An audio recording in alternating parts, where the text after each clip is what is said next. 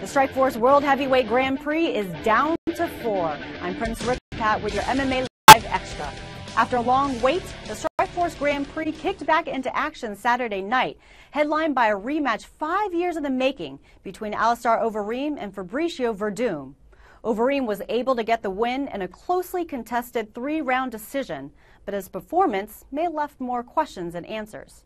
For more on Overeem's victory, we bring in ESPN.com MMA insider Josh Gross. Conventional wisdom coming into Saturday's fight was that Fabricio Verdum was a clear underdog to Alistair Overeem. Overeem was pegged to win the Strikeforce Grand Prix heavyweight tournament from the outset, outside of perhaps Fedor Emelianenko, and once the Russian went out of the tournament in February, it seemed like Overeem's tournament to win.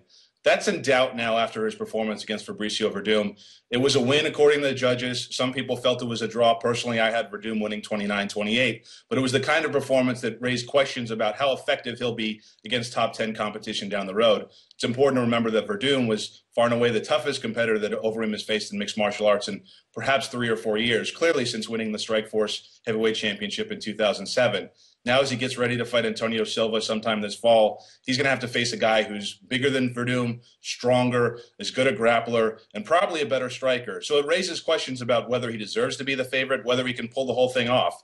And for a field that seemed to be pretty much locked when we went into this thing, it's wide open now.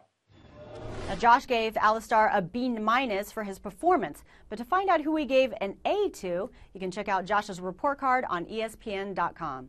While Overeem didn't exactly sizzle in Texas, Josh Barnett fared a little better in his win over Brett Rogers.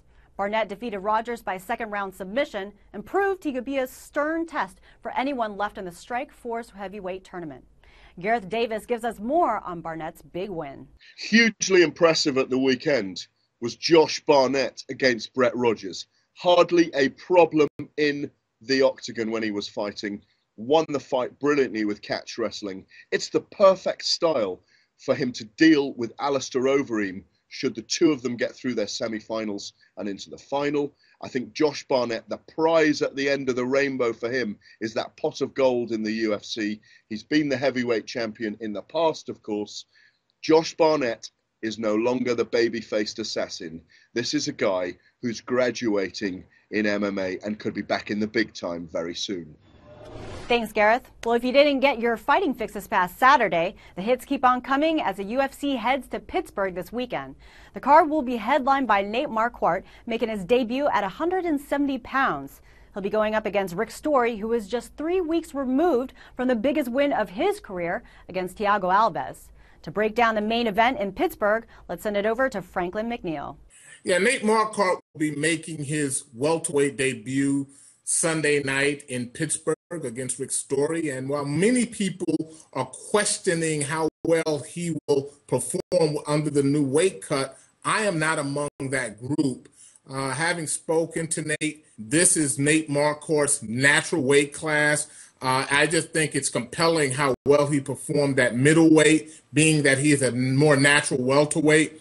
I think we're going to see a very different, much better Nate Marquardt at 170 pounds, and I think his future in that division looks very bright. Thanks, Franklin. Now, to catch a full preview of Marquardt's story and the rest of that card, you can catch MMA Live on ESPN2 Friday night at 1 a.m. Eastern Time.